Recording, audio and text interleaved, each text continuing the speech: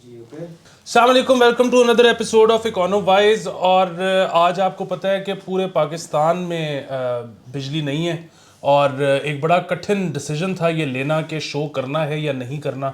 उसकी वजूहात दो हैं। एक तो ये कि अमूमन कंटेंट क्रिएटर्स जो हैं वो ऐसे मौके पे सोचेंगे कि साला गरीब लोग कैसे देखेगा जब लाइट ही नहीं आ रही होगी।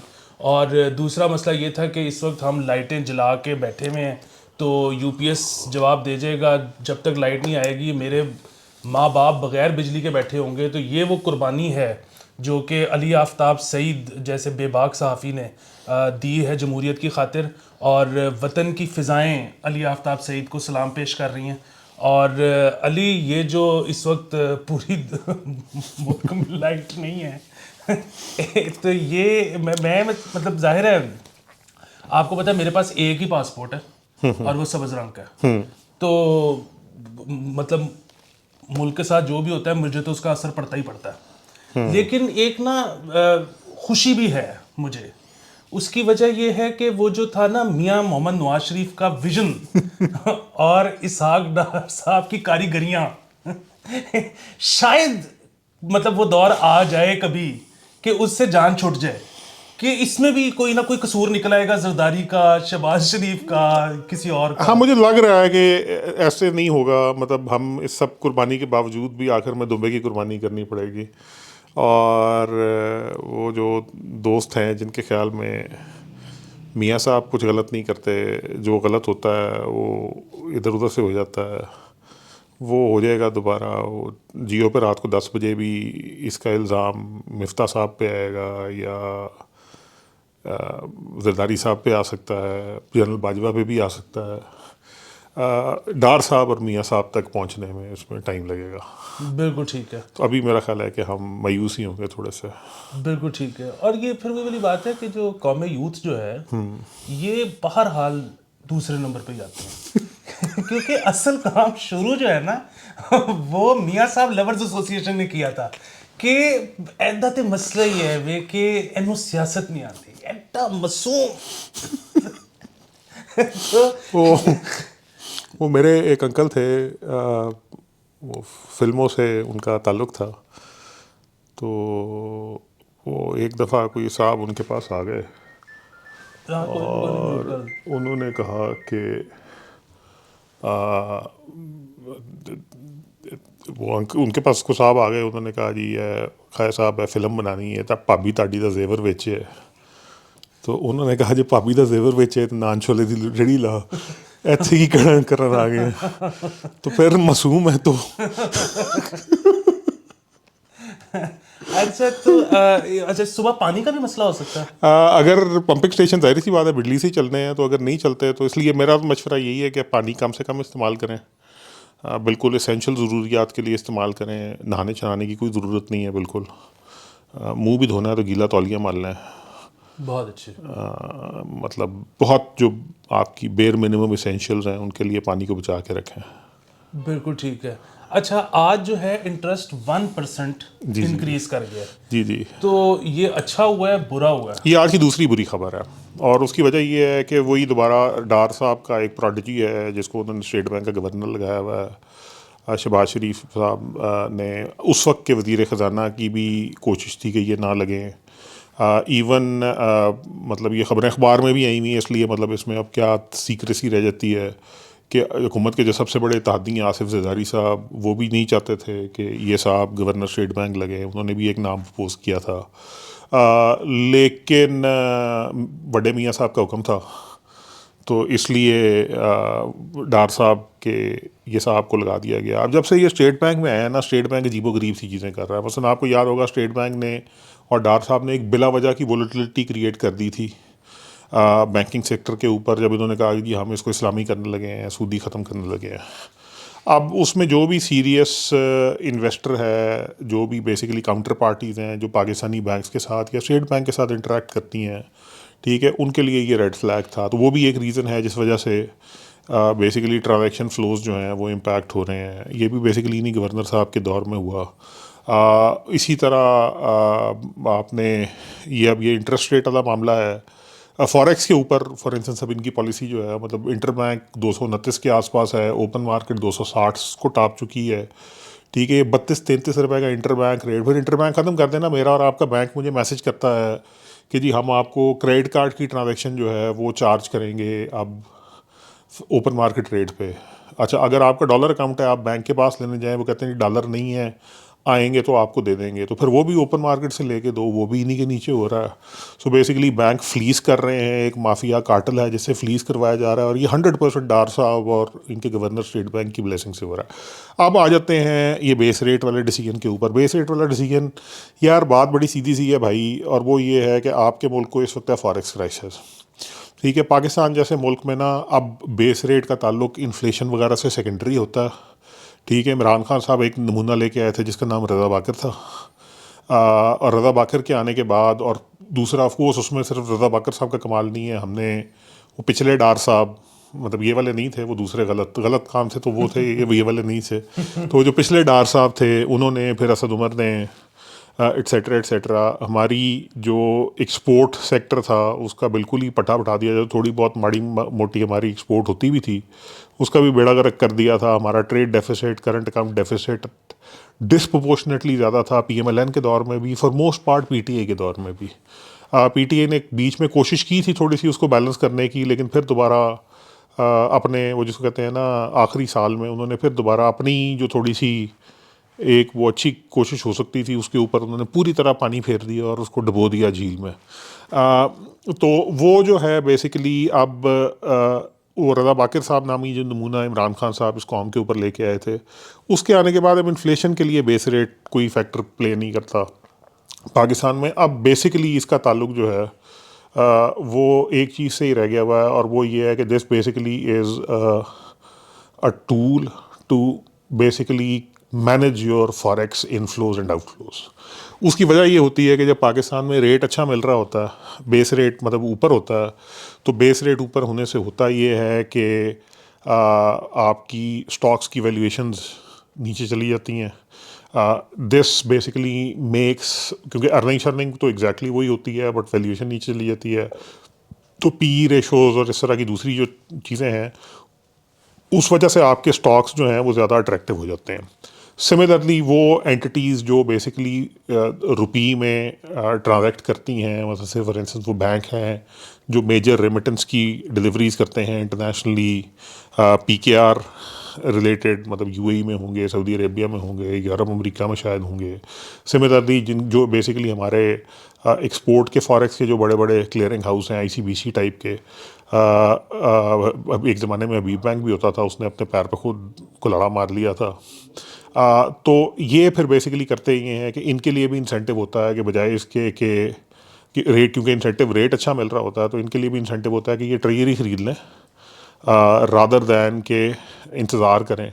सो बेसिकली एकदम वो जो फॉरेक्स है वो कन्वर्ट होना शुरू हो जाता है रुपए में, और फॉरेक्स इन्फ्लोस थोड़ा सा इंक्रीज़ कर जाते हैं। सिमिलरली अब जिस तरह फॉर इंस्टेंस ये यहाँ पर एमएनसीज होती हैं, जिस तरह कोक है, नेस्ले है, एट्सेट्रा एट्सेट्रा, इनके कैपेक्स प्लान्स होते हैं 3 महीने, 6 महीने, साल बाद डाउन द रोड। अच्छा, अगर रेट ज़्यादा हो जाए तो वो ये कहते हैं अच्छा ठीक है फिर इसको फ़िलहाल पीकेआर, इनके लिए भी इंसेंटिव बढ़ जाता है कि उसको पीकेआर पे लॉक कर लें रादर दैन कि वो डिविडेंड की फॉर्म में पैसे वापस भेजें और जब ज़रूरत हो तो उसको वापस लेके आएँ, या कोई इस तरह की एक्सपेंशन, स्पेशली जो एक्सपेंशन रिलेटेड कैपेक्स होता है उसके लिए। तो ये वाली चीज़ें हैं जिस वजह से आपको बेस रेट जो है ना वो डायरेक्टली आपकी फॉरेक्स सिचुएशन के साथ लिंक्ड होता है। माशाल्लाह, मतलब वैसे तो हमारे हालात वैसे ही बहुत ज़्यादा प्रिकेरियस थे, बट जब से डार साहब आए हैं और इन्होंने कहा कि वो मैं 200 पे डॉलर लेके आऊँगा, 200 से नीचे लेके आऊँगा, बल्कि 200 भी नहीं, तो उसके बाद से जो हमारा बेसिकली करंट अकाउंट है और फॉरेक्स फ्लोज हैं वो बिल्कुल ही उजड़ गए हैं। अब जब वो बिल्कुल ही उजड़ गए हैं तो उसमें हुआ ये है कि अब आपको इंसेंटिवाइज़ करना है, ऑफ कोर्स आपको आईएमएफ प्रोग्राम रिस्टोर करना है, सबसे पहली प्रायोरिटी आपकी वही है। उसके बाद आपको ये चीज़ भी इंश्योर करनी है कि 200 ममालिक की जो आपको 30-32 बिलियन की प्लेजेस हैं वो आएँ, ताकि आपने जो 29-30 बिलियन इस साल के अंदर अंदर देना है, इस करंट ईयर के अंदर अंदर देना है, वो आप देने के काबिल हों। 21 बिलियन गालबन आपने जून तक देना है, टोटल इस साल आपने को 29-30 बिलियन की पेमेंट्स करनी है, तो वो आप देने की पोजीशन में हो। वो भी आपको पता है कि हमारे जितने दोस्त ममालिक हैं वो कहते हैं कि जो पुराना है वो तो चले हम आपके मुंह पर रोल ओवर कर देते हैं, लेकिन वो भी अगर वज़ीर आज़म आएंगे तो हम वज़ीर ख़जाना से बात नहीं करेंगे। लेकिन जो आपका है नया पैसा हम आपको तब तक नहीं दे सकते जब तक आप अपना IMF वाला इशू सॉर्ट आउट नहीं करते हैं। सो वो IMF तो एक ज़रूरी है, बट इवन IMF के बाद भी, क्योंकि सीधी सी बात है, एक आम इन्वेस्टर के लिए, एक आम एंटिटी के लिए पाकिस्तान इस वक्त बहुत ज़्यादा वोलेटाइल है सिचुएशन में है, तो उसको इंसेंटिवाइज करने के लिए आपको बेस रेट इंक्रीज़ करना पड़ेगा। तवक्को ये थी कि इस दफ़ा बेस रेट 2% इंक्रीज़ होगा। अब 2% इंक्रीज़ की जगह 1% इंक्रीज़ किया, उस पर धमाले डालेंगे कि हमने बड़ा कमाल कर दिया, लेकिन होगा ये कि एक्चुअली उससे फॉरेक्स पे मज़ीद प्रेशर पड़ेगा। और इवन वो जो बिज़नेस कम्युनिटी कहती है कि हमारा इंटरेस्ट रेट नीचे कर दें, फ़ायदा फूयदा, वो जब बेसिकली एलसीयाँ खुलवाने पे जाएंगे या और दूसरे इस तरह के मामलात पे जाएंगे, तो उनको एहसास होगा कि उन्होंने भी अपने साथ मज़ीद बुरा कर लिया। मतलब मेरा तो अपना ख्याल ये है कि जहाँ तक हालात ख़राब हो चुके हैं, अगर IMF अभी रिस्टोर हो जाता है और एवरेज पेस पे जो हमारे साथ दोस्त ममालिक की इनफ्लो कमिटमेंट्स हैं वो आना शुरू होती हैं, मतलब इमीडिएटली नहीं आती हैं, एक सूरत तो ये है कि इमीडिएटली आ जाएं, वो ज़रा मुश्किल है, बट अगर वो एवरेज पेस पे आना शुरू होती हैं तो शायद आपको एक ब्रीफ पीरियड के लिए बेस रेट को 23-24% तक लेके जाना पड़े एक दफ़ा, उसको 4-6 महीने के लिए आप वहाँ रखें और उसके बाद फिर उसको ग्रेजुअली आप नीचे लाना शुरू कर दें। इस वक्त हालात एक्चुअली ये हैं, और स्टेट बैंक ने आज जो डिसीजन लिया है वो फ्रैंकली अनफॉर्चुनेट भी है। वो बेसिकली उसी थिंकिंग का गमाज है जो डार साहब के आने के बाद से चल रही है कि हमने फॉरेक्स रेट कागज़ के ऊपर देखें 229 है, भले मार्केट में 270 का डॉलर भी ना मिल रहा हो। बेस रेट हमने देखें 1% से ऊपर नहीं बढ़ाया, भले पूरे बैंकिंग सेक्टर का और पूरी इकॉनमी का बेड़ा गर्क हो जाए। तो ये सब कुछ चल रहा है, मतलब गिमिकरीज हैं। देखते हैं कितनी बेसिकली देर के फायदा तो रिजल्ट हैं। सिर्फ मतलब थोड़ा सा मतलब फायदा ना कहें कि जिन लोगों ने मॉर्गेज पे घर या गाड़ी वगैरह ली हुई थी उनको जाहिर है कि थोड़ा सा हाँ ये जी, उनके लिए इससे फ़र्क पड़ेगा, बिल्कुल उनके लिए थोड़ा सा फ़र्क पड़ेगा, बट अगेन पॉइंट फिर दोबारा वही है कि अगर फॉर इंस्टेंस ओवरऑल आपकी फॉरेक्स सिचुएशन बुरी हो रही है तो वो लोग मतलब उनका जो एसेट है वो रियल टर्म में मज़ीद डेप्रिशिएट होगा अगर रुपए पे और ज़्यादा प्रेशर आता है तो। सो बेसिकली लॉन्ग टर्म में उनको भी कोई फ़ायदा नहीं है। बिल्कुल ठीक है। इससे पहले कि मैं दूसरे सवाल की तरफ जाऊं, मैं फिर से आपको ये बता दूं कि अभी ये जब हम रिकॉर्ड कर लेंगे तो ये बात ख़त्म नहीं होगी। इसके बाद चलेगा एडिट सिस्टम, उसकी पावर सप्लाई है 1000 वाट की। तो मोस्ट प्रोबेबली आज मैं और मेरे घर वाले बगैर बत्ती के सोएंगे, हमारे पास मोबाइल चार्ज करने जोगा भी कुछ नहीं होगा। अब इसके बाद सारे आपने जो व्यूज़ हैं वो डक्की भाई को नहीं दे देने, तो ये इधर ज़रा ध्यान करें। और साथ आपने कुछ बंटूज भी भेजने हैं, इजी पैसा, जैज़ कैश, पेट्रन, सारा कुछ आपने बनना है। अच्छा, मैं तो जाहिर है मुझे इकोनॉमी की समझ थोड़ी है, तो मुझे जो ट्विटर पे से मैं पढ़ रहा हूँ मुझे उसकी समझ नहीं आ रही कि वो ठीक है। एक तरफ तो कुछ बात समझ आ गई कि पहले सागडार ने कहा कि बड़े वेखे में IMF में, अच्छा वो आप कह रहे हैं कि नहीं नहीं सख्त फैसले तो करने पड़ेंगे, ठीक है। अब अच्छा, सख्त फैसले जब कर लेंगे और IMF का जब इंस्टॉलमेंट आ जाएगी और उसके बाद शायद दीगर जो प्लेजेस हुई हुई हैं वो भी आना शुरू हो जाएं, तो फिर लोग ये क्यों कह रहे हैं कि डॉलर मजीद ऊपर जाएगा? अच्छा देखें, ये जो है ना, ये डॉलर की वैल्यू जो है ये ना फ्रैंकली, मतलब डार साहब जैसे लोग होते हैं हमारे, जो जय्यद तज्जियाकार दानिश्वर साफ़ी लोग होते हैं, इन्होंने ऐसे ही, और ये बेसिकली जो बाबू लोग होते हैं हम जैसे, मतलब आप जैसे जिन्होंने जिलेट के इंपोर्टेड ब्लेड खरीदने होते हैं, ये डॉलर रेट जो है ना बेसिकली ये इनकी ऑब्सेशन है, शहरी इलाकों की ऑब्सेशन है। आपने ये चीज़ नोट की होगी कि पाकिस्तान में जब कभी मार्शल लॉ आता है, क्योंकि उसने अर्बन मिडल और एलीट क्लास को सुकून में रखना होता है, क्योंकि पाकिस्तान में ट्रेडिशनली यही है कि जब अर्बन सेंटर्स जो हैं ये इनमें अनरेस्ट आता है तो हुकूमत चली जाती है। अयूब खान के साथ यही हुआ, जुल्फ़िकार अली भुट्टो के साथ यही हुआ। मतलब भुट्टो साहब की एडिटेशन जो थी वो 3-3.5 शहरों पे मुहित थी सारी की सारी, but ultimately he had to go. Ziaul Haq साहब के आखिरी दिनों में भी अनरेस्ट शहरों में आना शुरू हो गया था। मुशर्रफ साहब के साथ भी यही हुआ। वकला तहरीक बेसिकली ये एक बड़े शहरों की तहरीक थी, इससे ज़्यादा इसका कोई अमल दखल नहीं था। तो ये जब आपको याद होगा बेनज़ीर भुट्टो की जो हुकूमतें थीं वो कराची और लाहौर में शटर डाउन हड़ताल होती थी, तो उसके बाद वो ज़्यादा देर सर्वाइव नहीं करती थी। तो ये एक आई थिंक जेनेरिक साइकी है पाकिस्तान में कि जब अर्बन सेंटर जो हैं यहाँ पर अनरेस्ट आता है तो हुकूमत चली जाती है। तो इसीलिए आपने देखा होगा जो भी मार्शल लॉ आते हैं वो भी कोशिश करते हैं कि डॉलर का रेट एक रखें, क्योंकि उससे होता ही है कि शहरी बाबू लोगों को chocolates, biscuits, Gillette blade, Nike, Adidas etcetera वो अच्छे रेट पे मिलेंगे। उनको लगेगा सब कूल है, हम ट्रैवल करेंगे फ़ॉरेन तो दैट्स अफोर्डेबल एट्सेट्रा। तो एक तो ये चीज़ है, बड़ी सीधी सी बात है। प्रोडक्टिविटी वगैरह के ऊपर उसको भी इम्पैक्ट नहीं देखते, उसका आपके एग्रीकल्चर पे क्या इम्पैक्ट पड़ेगा वो नहीं देखते। ठीक है, सिमिलरली जो राइट विंग गवर्नमेंट्स आती हैं पाकिस्तान में, उनकी भी कोशिश ये मतलब ख़ास तौर पे PMLN की भी कोशिश यही होती है कि जी हम डॉलर किसी तरह मेंटेन करके रखें। इवन PTI जो थी वो भी मखमसे में ही रही। मतलब मैं ये नहीं, मैं उसको लेबल नहीं करूँगा एग्जैक्टली क्योंकि उनका रिकॉर्ड ज़रा मिक्स है इसके ऊपर। उन्होंने कुछ टाइम के लिए एक्चुअली रुपया क्या फ्री फ्लोट भी अलाउ किया, बट फिर कहीं ना कहीं उनके अंदर भी ये दबी दबी ख्वाहिशें होती थी कि ब्लेड सस्ते ही हों तो अच्छा होता। अच्छा, वो चीज़ हो गई। अच्छा, अब ये डॉलर का रेट क्या होगा ये फ्रैंकली मैटर नहीं करता। डॉलर का रेट अगर 200, आज फॉर इंस्टेंस कल सुबह हम उठते हैं और हमें पता चलता है कि डॉलर का रेट 325 हो गया है, बट अब हमें ये तसल्ली है कि डॉलर का जो ये 325 का रेट है ना, ये कुछ 4-5% एनुअल के बैंड में यही रहेगा। 2 हफ्ते के अंदर अंदर आपकी मार्केट्स खुलना शुरू कर देंगी, इकॉनमी अपने बेसिकली पोटेंशियल पे वापस आना शुरू कर देगी, बिकॉज नाउ पीपल नो कि चीज़ें सर्टन है। उसी की बेस पे गैस का रेट भी एडजस्ट हो जाएगा, पेट्रोल का रेट भी एडजस्ट हो जाएगा, बिजली का रेट भी एडजस्ट हो जाएगा। सो अब as an investor, as an individual, as business, मुझे पता है कि दिस इज़ द स्पेस, ये वो चीज़ है जिसके अंदर मैंने खेलना है। तो लोग फिर बेसिकली अपना पैसा भी निकालना शुरू कर देते हैं, नए कारोबार भी करना शुरू कर देते हैं, कारोबार के अंदर पैसे मज़ीद भी डालना शुरू कर देते हैं। People actually can plan as a result. जो तंगी होती है वो ये होती है कि भले डॉलर का रेट 225 है, लेकिन मुझे ये नहीं पता कि कल मैं सुबह उठूँगा तो ये 225 रहेगा या 275 हो जाएगा। ये वो टाइम है जहाँ मैं कुछ नहीं कर सकता। हमारा फोकस इस चीज़ पे नहीं होना चाहिए कि डॉलर ऊपर जा रहा है या नीचे आ रहा है या आएगा या नहीं आएगा, 200 से नीचे लेके आऊँगा मैं और मैं इसको ये कर दूँगा। और मैं, हमारा फोकस इस चीज़ पे होना चाहिए कि हमारी मार्केट्स जो हैं वो एक स्टेबिलिटी का सिग्नल दें।